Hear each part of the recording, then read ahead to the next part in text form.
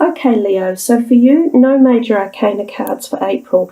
We have quite a few pentacles, so it feels as though we've got some sort of financial message that will possibly come through, or we're dealing, with if we think of chakras, it's the sacral chakra or the base chakra, the one that connects us to earth. And your overall energy card is the Two of Swords. Now this can be about balancing and our thought processes. So let's start with the first week in April. And we see here the Seven of Pentacles. Now, often we think of this as, if I talk to you about the card itself, I guess basically there's this guy standing here and he's been tethering away, working quite hard, piling up his resources. And these are sort of a grapevine in the background is what I feel it to be. So he's a worker of the land, and quite often he can represent earth energies of people, so those earth signs. So there could be someone around you at the beginning of April, which, given you're a fire sign, it could be someone in your family or someone you work with who is either on your mind or who might possibly need a little bit of support or help. Here, I know he's not a court card, but he's so prominent in the card himself, and he looks a little bit weary, as if he's had a lot on his mind, and he's either got to a point where he's not sure what direction to go in or how much input to put in. So it might be worth giving him some support or some energy. Now, the quartz, I'll put some meanings down below for healing properties of the quartz or the power that they can actually give off and how supportive they can be. But I also think of this card as the chakra points and needing balance. When I see all the pentacles stacked up in a row, I think of our body and needing clearance or balance. So some of you may be even feeling like your back needs support or something, or as if you've been doing physical work, or you've got something on your mind or your back, possibly in that first month of April, and it could be worthwhile getting it addressed one way or another, whether it's through clearing blockages or having some manipulation. That's what I think of this card when it comes to us for health. So the next week we see the Three of Pentacles. And we're still talking pentacles, so we can still be talking money. So money might be on your mind as well in this first couple of weeks of April. April could be a month where financial stuff is going on for you one way or another.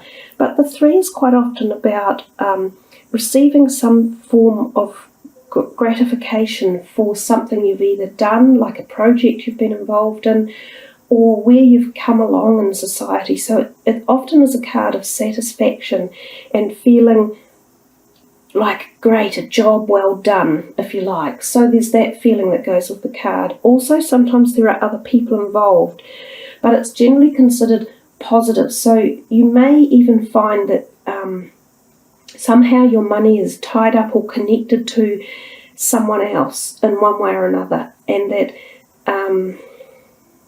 but it's sort of a positive attitude around the money.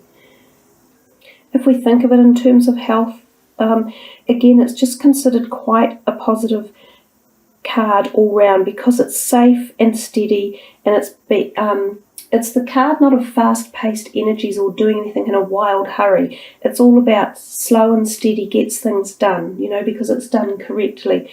So everything about that, the second week in April, feels fairly positive. This card sits right above it, which is your overall energy card.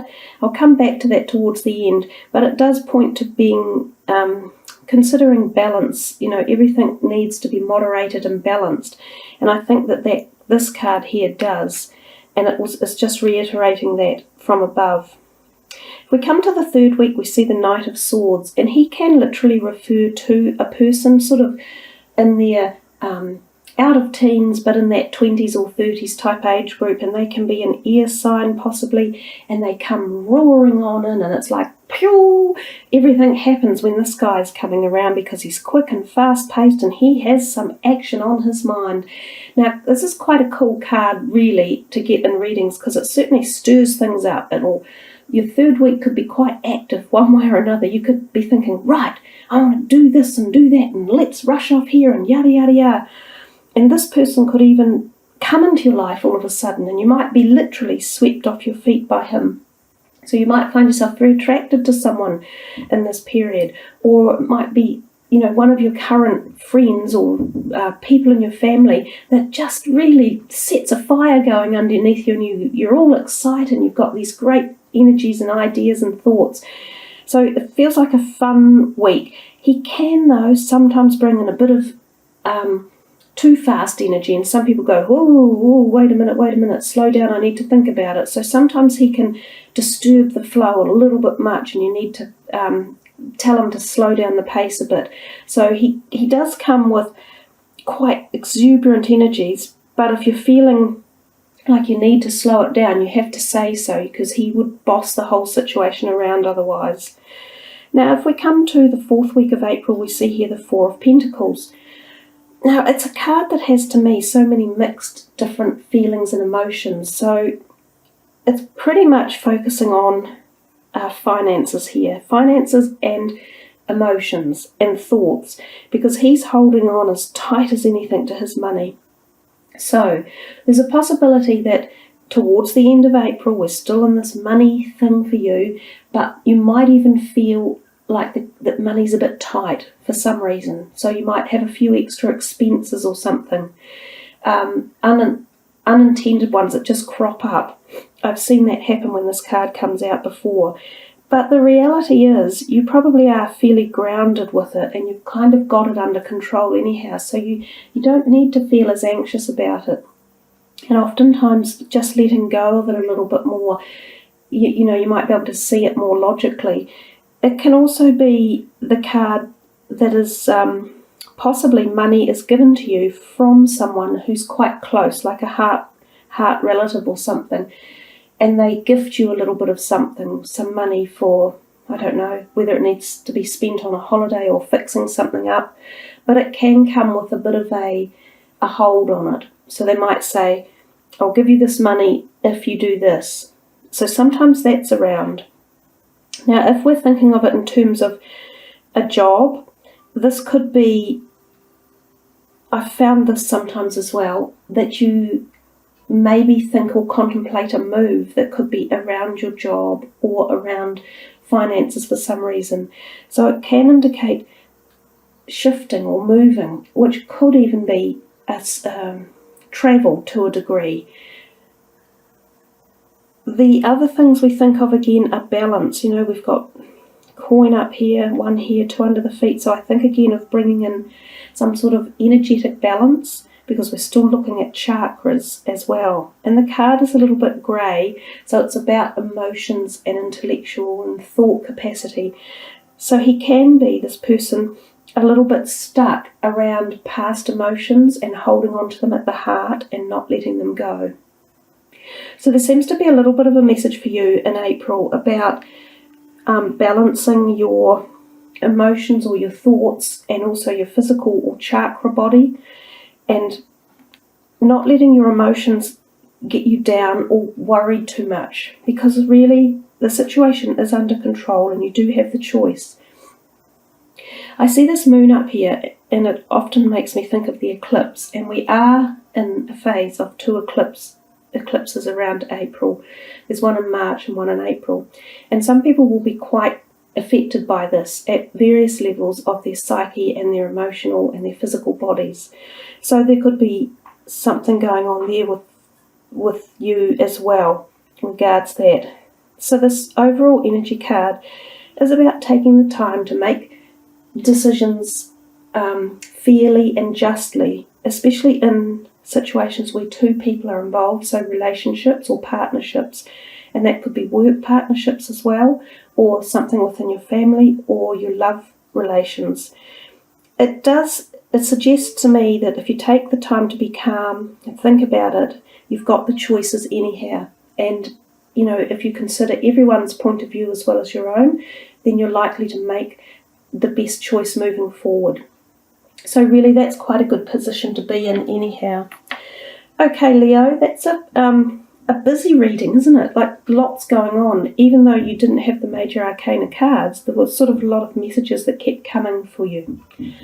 So we will take a look now at the higher vibrational energies and see what they would like to say for you.